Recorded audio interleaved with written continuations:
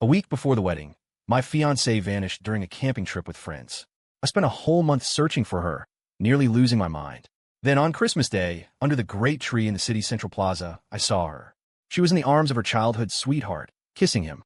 Chloe Vance was nestled against the man, her voice a sweet poison. If this keeps up, I almost don't even want to go back and marry Caleb.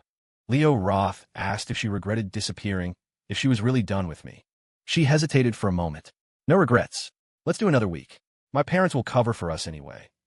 A sly smile played on her lips. I'll pop back up once he's completely lost his mind. Hidden in the crowd, I watched them, a bitter laugh stuck in my throat. A second later, I pulled out my phone and called my parents. You can stop looking for Chloe. She's not going to be my wife. Caleb, honey, what are you talking about? Why would you suddenly stop looking? My mother's voice was filled with shock. She knew how I'd spent the last month, sleepless, shedding pounds I couldn't afford to lose, a walking ghost. I looked at the two of them, still wrapped up in each other under the giant Christmas tree, and forced a hollow laugh. Yeah, Mom. As far as I'm concerned, Chloe Vance is dead. My mother knew I was speaking from a place of pure rage, but she didn't press for details. She just tried to soothe me. But then my father got on the line.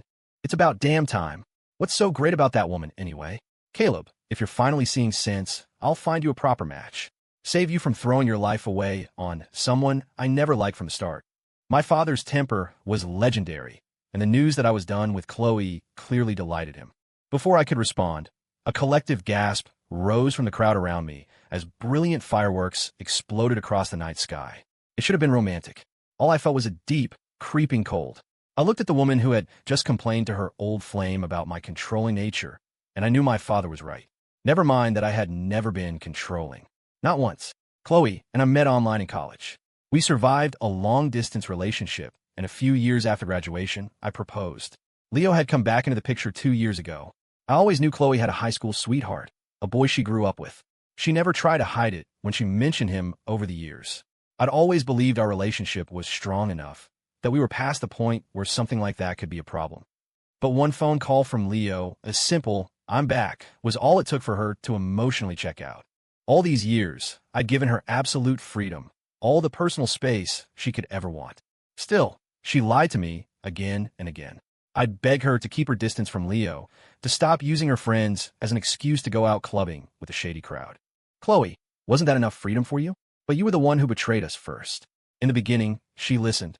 But over time, she slipped back in her old habits, staying out all night, chasing the neon glow of the nightlife. What I never expected was that she would start branding me as controlling. And then, to top it all off, she staged her own disappearance right before our wedding.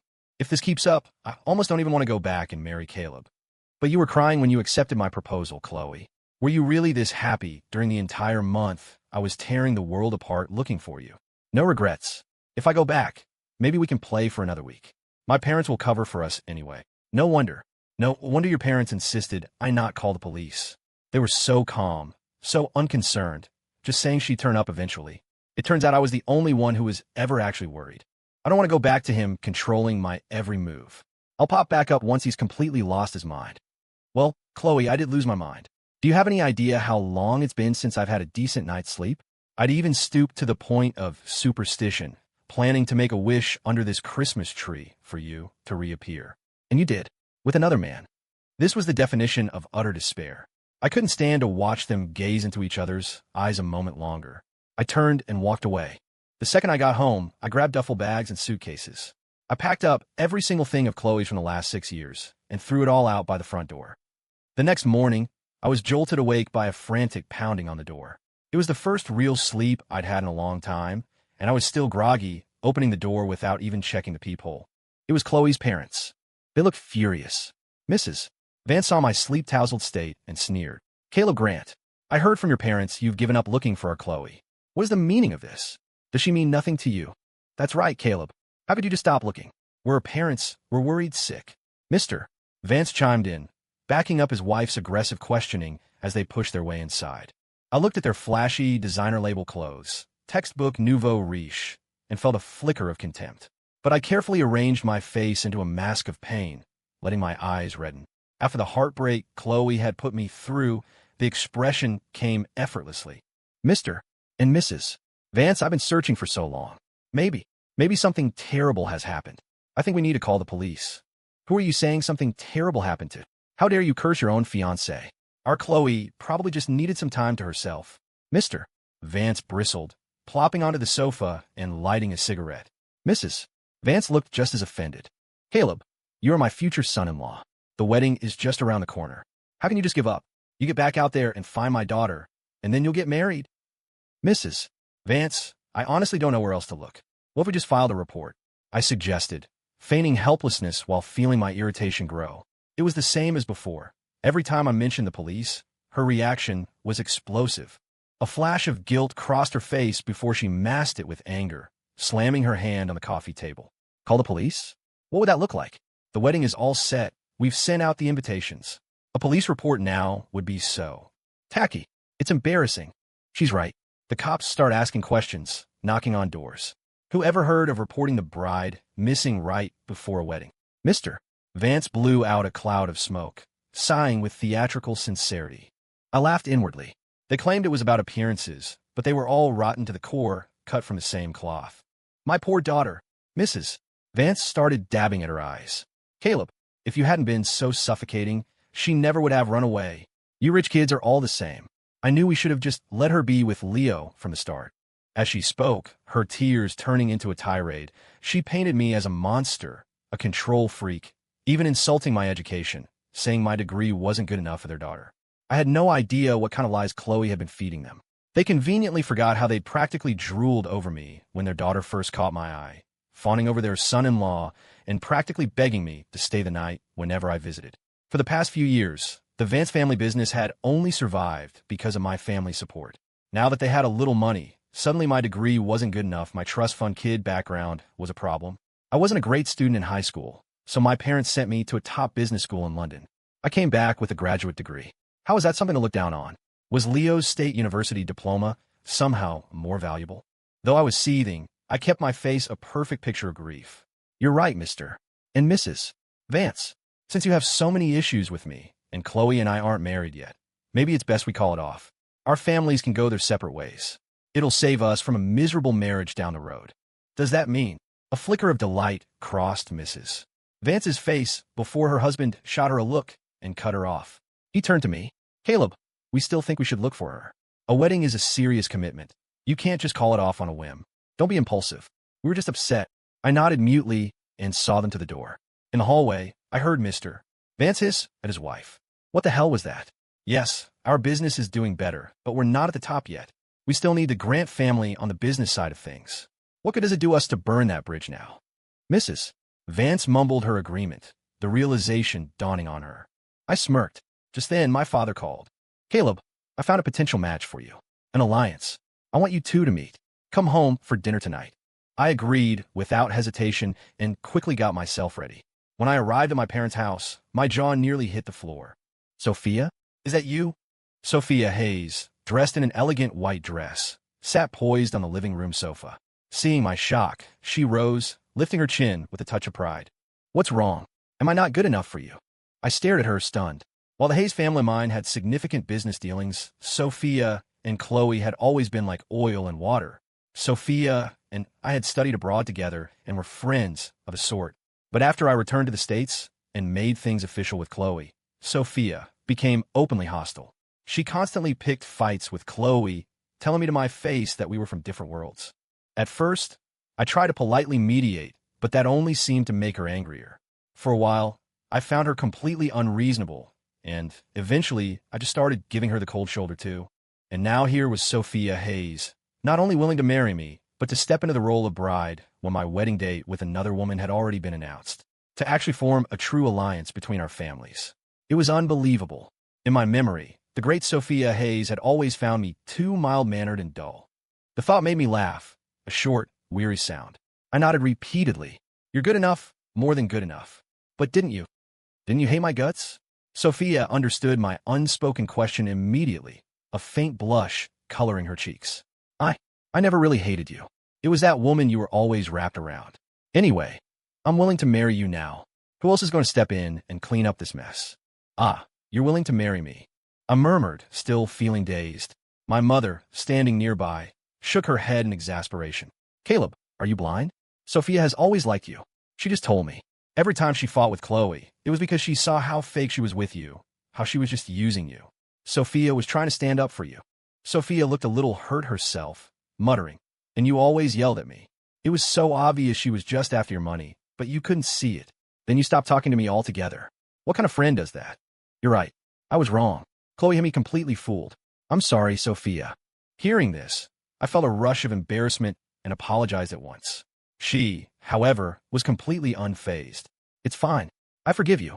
Besides, I'm going to be your wife. With Sophia and the Hayes family pushing things forward, our wedding plans were put on the fast track and finalized in record time. The news spread like wildfire. Everyone who was anyone in the city knew about it, all buzzing about the perfect power couple, a true merger of equals. When Mr. and Mrs. Vance saw the news, they rushed over to my place frantic. They stood at my door looking lost and defeated, a stark contrast to their arrogance the other day. When I opened it, Mrs. Vance's voice was a timid whisper. "See, Caleb, the whole city is saying you're marrying the heiress of the Hayes Corporation." What? What's going on? Weren't you supposed to marry our Chloe? Facing their bewildered stares, I dropped the pretense. I nodded curtly. That's right. Like I told you last time, it's over with Chloe. She's nowhere to be found, and I'm not waiting any longer. Caleb, don't be rash. Wait, just wait. I'll get Chloe back right now. You can't do this. You can't just throw away 6 years of history like it's nothing. I said nothing, just watched them hurry away, a mocking smile slowly spreading across my face. A few moments later, a video file arrived on my phone. "Mr. Grant, here's the latest." It was from the private investigator I'd hired to keep tabs on Chloe. In the video, she was shopping with Leo Roth, arm in arm, looking sickeningly sweet. Then her phone rang. After listening for only a few seconds, her face contorted in shock. "What? Mom, you wanted to come back right now." "Caleb's engaged to who?" "Mom, don't panic, we'll talk when I get back." Chloe's face went pale. She started to rush off, but Leo grabbed her arm, pulling her close and whispering in her ear for a long time. I could guess what he was saying. Sure enough, a minute later, Chloe's panic had mostly subsided. The color returned to her cheeks, replaced by the angry flush of someone who felt they'd been played. She called her mother back. "Mom, I'm not coming back. Calm down and listen to me. I know Caleb. He loves me too much to do this to me. This is all just a stunt to force me to come home. He's so controlling. This is exactly his style. Instead of actually putting in the effort to find me, he resorts to these cheap tricks. The more he does this, the less I respect him." Her parents on the other end didn't seem to agree. I could faintly hear them pressing her, probably using the family business as leverage. It clearly annoyed her. I know. I'll come back for the wedding. Stop talking about it. If I didn't care about the family, do you think we'd be living this well for the past few years? Okay, Mom, Dad, I'm hanging up. When I get back, I'm going to make Caleb get on his knees and beg for me at the altar. The video ended there. I had no idea where Chloe got her confidence. Sophia appeared behind me, peering down at the screen. A playful, teasing look crossed her beautiful face. "So, my dear fiancé, I hear she's going to make you get on your knees and beg. You're not going to leave me at the altar for her, are you?" I met her eyes and shook my head with a smile. "Never. I'm marrying you. Chloe can do whatever she wants." I was just stating a fact, but it was enough to make Sophia blush deeply. She turned and fled to another room, tossing one last comment over her shoulder. "See that you don't." The wedding day arrived, and Chloe was still a no-show. Her parents kept trying to reassure me while simultaneously urging her to come back, but it seemed she wasn't listening. My parents booked the rooftop garden of the most luxurious hotel in the city, inviting celebrities, business moguls, and reporters from around the world. The venue was a stunning blend of Eastern and Western design, meticulously crafted by a team of top designers to be both sophisticated and tasteful. I had just finished instructing the crew on the fireworks display when my phone rang. I pulled it out and saw a name I hadn't seen in over a month, a number that had never once called me back. "Chloe." I tugged at the corner of my mouth and answered. She must have expected me to pick up instantly, because her tone was dripping with arrogance. "Caleb, today's the wedding, right? You must be dying. No bride at the altar, what a scene. If you beg me right now, I'll come back and marry you." At this point, I honestly didn't know what fantasy world she was living in. I spoke softly. "Chloe, look up." On the other end, Chloe sounded confused. She muttered something, then looked up. I heard her sharp intake of breath. I knew she'd seen it. The live broadcast of my wedding on the massive digital billboard across the street. The Grant and Hayes families had bought out every major screen in the city. At that very moment, they were all streaming my wedding. As the camera panned slowly, finally settling on Sophia in her custom couture wedding gown. Chloe's face on the other end must have turned ghost white. Caleb, you're really getting married? And it's with Sophia Hayes. Her voice cracked, shrill with disbelief. She couldn't accept that I was not only getting married, but that my bride was the woman she despised for years. Caleb, don't play games like this. I'll marry you, okay? You didn't have to drag Sophia into this whole act to provoke me. You hate her just as much as I do. Hearing her say that now was almost laughable. I'd advise you not to talk about my wife that way, I said coldly. Just because I disliked her in the past doesn't mean I do now. Chloe, did you really think that if you just decided to show up and say you were willing, I'd come running back like a dog? She was baffled by my tone. I pressed on. And why should I? Why would I want to marry a woman who deliberately staged her own disappearance? Chloe had never heard me speak to her like this. Panic crept into her voice. I was just testing you, to see if you really loved me. Caleb, you only looked for a few days before giving up. You disappointed me so much. I just stayed silent.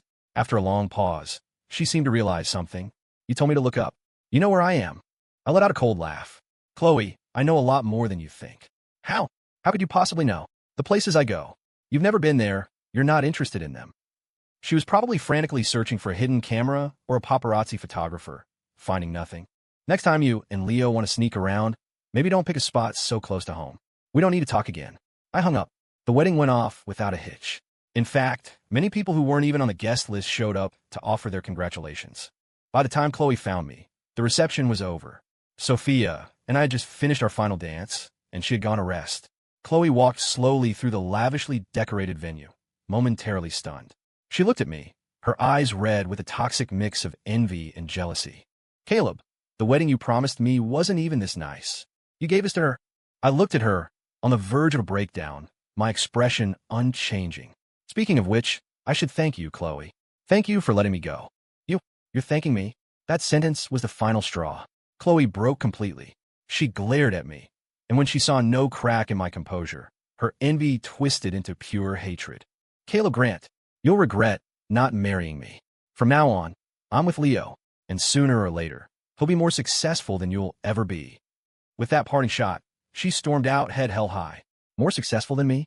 I couldn't help but scoff. His years of hitting the books at some state school versus my family's 3 generations of business acumen? What was she thinking?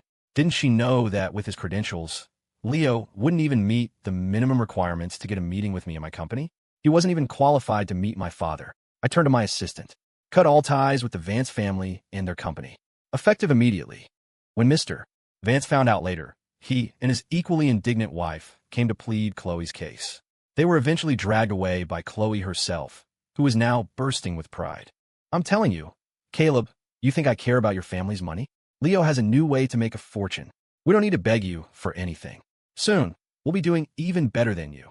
They stood before me like clowns in a circus. I laughed out loud.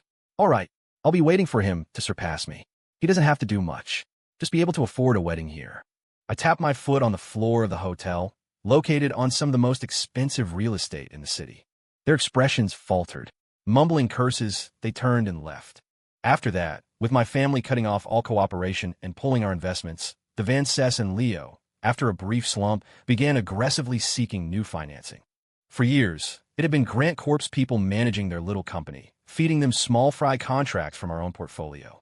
The deals were minor for us, but more than enough to make them rich. Now that we had severed ties and pulled our management team, their company was a hollow shell.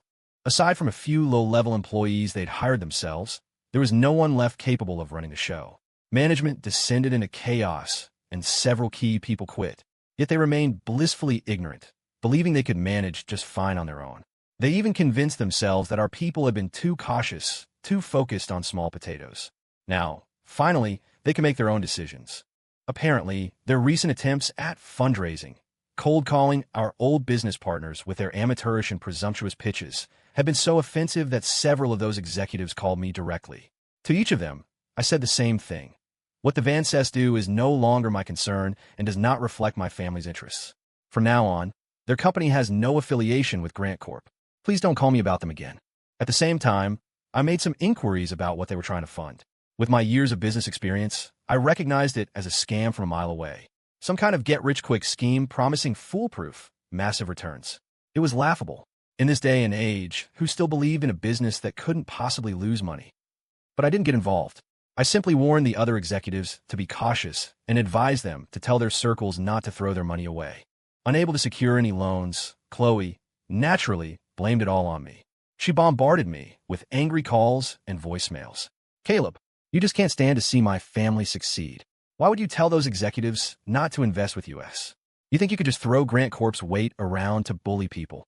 I never knew you were such a petty, vindictive person. I'll have you know, even without them, I found plenty of other people willing to invest. Her personality had become so repellent that I had no desire to communicate with her further. I blocked her number. It wasn't hard to guess she was leveraging the Grant family name to get money. It didn't matter. Once the amounts got large enough, our legal department would step in. Sure enough, before long, Grant Corp's lawyers paid the Vances a visit. The other investors terminated their agreements before any money was transferred. Chloe's triumphant mood evaporated. Her calls to me wouldn't go through. I heard that after failing to get private funding, she took out a massive loan from the bank, using the family company as collateral. Given the timing, it was clear that the first small payout from the investment scam had made her reckless. The second, larger return prompted her to mortgage their house and throw that in, too. The entire Vance family started walking around with their noses in the air. The payouts made them believe they were about to ascend into the upper echelon of society. They began a frantic spree of revenge, spending, buying up luxury goods they could never have afforded before. Many of my friends told me they'd seen Chloe in high-end boutiques, acting like she owned the place. I was constantly on the receiving end of their flaunting photos of new cars, designer bags, anything to show off their supposedly lavish new life. I neither blocked them nor replied. I just watched the circus, amused. Without Grant Corp holding their hands, they were comically inept. It didn't take long. The third and largest payout never came, and Leo Roth vanished along with it. Overnight, the Vance family fell from their self-made heaven straight to hell. The company was out of cash and on the brink of bankruptcy. Not only had they lost all the money they'd made over the years thanks to my family, but they were now drowning in debt. The next day, Chloe was waiting at my front gate, her face haggard. When she saw my car pull up after a business meeting, she forced what she must have thought was a sweet smile. Caleb. I had just stepped out of the car when she used the old pet name from when we were dating. A chill ran down my spine. I pretended not to see her and walked toward the house. But she was quick, slipping through the gate before it closed behind me and grabbing my arm. Her tone was pleading. Caleb, just listen to me for a minute. After 6 years together, you can't even give me that. I looked at her face, caked with makeup for the occasion, and pulled my arm free. I felt nothing. Whatever you have to say it out here. Her face lit up, and she hesitated for a moment. It's just, could you lend me some money? Not too much, just a few million. I'm in a really tight spot right now. For old time's sake, can you just help me out this once? I was unmoved. I spread my hands in a helpless gesture. I don't have any cash on hand. My wife manages all my finances. Chloe froze. Just then, the front door of the villa opened. Sophia, probably wondering why my car had been sitting in the driveway for so long, came out with the housekeeper. When she saw Chloe, her expression turned to one of pure scorn. Well, look who it is. If it isn't Miss Vance, what brings you to see our Caleb so late at night? A wave of humiliation washed over Chloe's face. Before she could speak, Sophia interrupted, her eyes raking over Chloe from head to toe. I seem to recall you buying the latest designer bags just a few months ago. Why are you dressed so shabbily now? Not a single brand name on you. Don't tell me your business went under and now you're here begging our Caleb for money. Chloe was mortified at a loss for words. Sophia stepped forward and looped her arm through mine, tilting her chin up at Chloe. I'm sorry, Miss Vance, but I'm waiting for Caleb to join me for dinner. We'll have to show you out. Chloe's humiliation deepened. As the housekeeper escorted her away, she shot me one last pathetic look. Caleb, you're not even going to invite me in for a moment? A surge of annoyance washed over me. I walked over, took her by the arm, and pulled her toward the gate. Chloe, my patience has its limits. Stop bothering us. As I pushed her out, her eyes welled up. Caleb, I'll be waiting for you later tonight. On that bench by the river walk where we used to watch the fireworks. If you don't come, I will keep coming back here and harassing you and your family. I ignored her, turned, and went back inside. I told Sophia what had happened and asked for her opinion. Sophia took a sip of her soup and nodded decisively. Go, Caleb. You can't back a desperate person into a corner. What if she comes back and tries to hurt herself on our property? That will be a nightmare. Besides, you need to close this chapter for good. Just be careful. I was touched by her understanding. Later that night, I met Chloe by the river. She was wearing a purple dress, specifically because I had once told her I liked her in that color. Seeing it now, I felt absolutely nothing. The magic was long gone. I had hoped for a civil end, but her very first words made my blood run cold.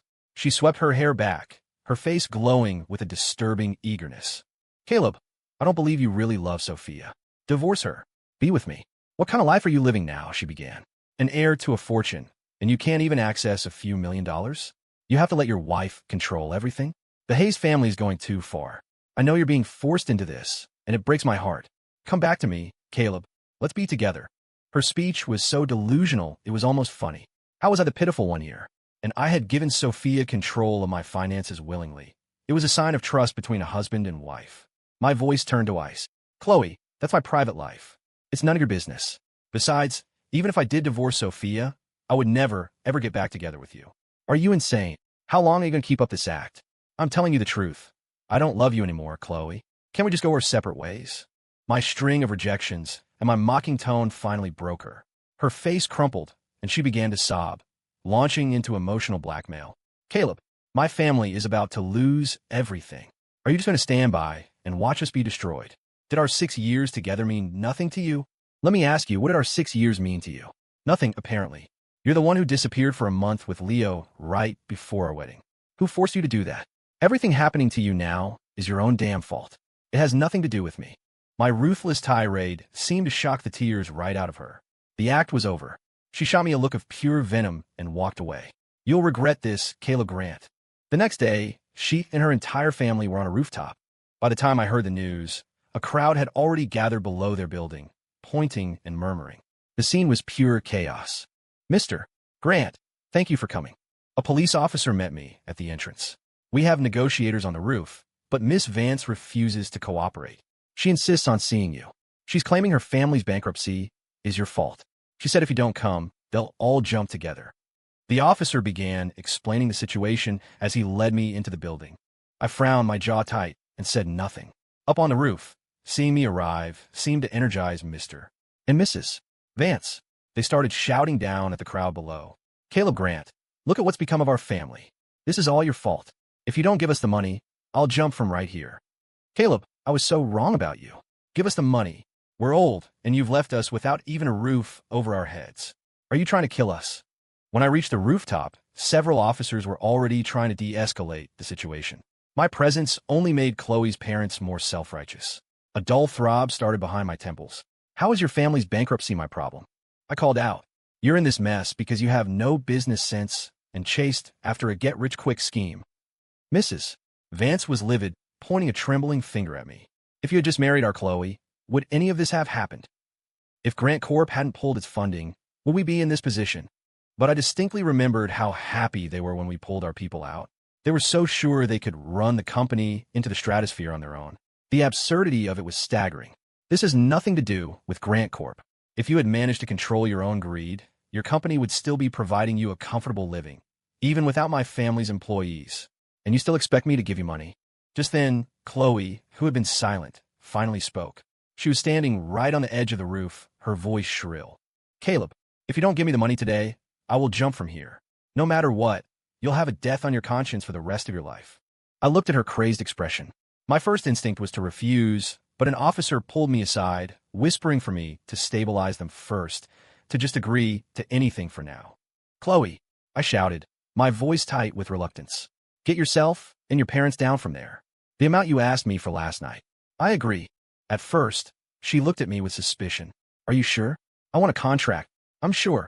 After I repeated my promise several times, their faces finally broke into triumphant smiles. They started to move away from the edge to come get their money. In that instant, police officers swarmed them, taking control and snapping handcuffs onto their wrists. For a moment, all three of them just stood there stunned. What is the meaning of this? Chloe shrieked. Mr. and Mrs. Vance started struggling, trying to run, but they were quickly subdued. I'm sorry, Miss Vance, an officer said, holding up his badge. You and your parents are under arrest for the crime of extortion. They were poorly educated and had clearly picked up this blatant blackmail tactic from somewhere, only to have it blow up in their faces. They were still shouting and protesting as they were led away. Because the parents were the masterminds behind the extortion plot, they received the longest sentences. They would likely never get out. Chloe, as an accomplice, got several years. Before she was taken away, she stared at me with a silent, chilling hatred that made my skin crawl. But my life had to go on. Since Chloe knew where we lived, we moved. A few years later, Leo Roth was finally caught for the scam that had ruined the Vance family.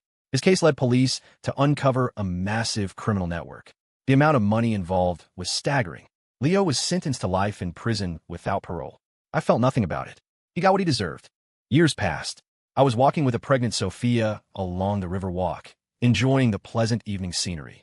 I had gradually stepped back from the family business, ready to devote myself fully to my family and our unborn child. Sophia was radiant and happy, full of dreams for our future. "What should we name the baby?" she asked. "You decide. Anything you pick will be perfect." I leaned in and kissed her, feeling a profound sense of gratitude for her. The river walk was bustling with people, alive with the energy of the city at dusk. "Caleb, Sophia, I'm going to kill you." The chaos erupted in a split second. A disheveled figure burst from the crowd, brandishing a knife and charging at us. My heart dropped. The self-defense training I had kept up with for years kicked in. I moved instantly, shoving Sophia behind me and delivering a powerful kick that sent the attacker sprawling. As the kick landed, I realized how frail the person was, a stark contrast to the vicious intent they'd shown just a moment before. The person cried out in pain and looked up. It was Chloe. She was emaciated, her face gaunt and dirty. It was clear life had been anything but kind to her. "Caleb, I'll kill you." She gasped for air, already reaching for the drop knife. But in those few seconds, a bystander had already kicked the blade away, and several others moved in to restrain her. The police arrived quickly and took Chloe into custody. After calming a shaken but unharmed Sophia, I went to the station. There, I learned the full story. Mr. and Mrs. Vance had fallen into a deep depression in prison and had taken their own lives. When Chloe was released, she heard the news and had a complete psychotic break, obsessively trying to find me ever since. Later, I went to see her at the psychiatric hospital where she was committed. "You're Caleb Grant, aren't you?" she shrieked the moment she saw me. "You did this to me. It was you. I'll kill you. And I'll kill Sophia. I'll send all of you to hell." She was still raving in her room, screaming at everyone, convinced the entire world had wronged her. I sighed and turned to leave. Sophia was due any day now. Our family of 3 was about to begin a new life.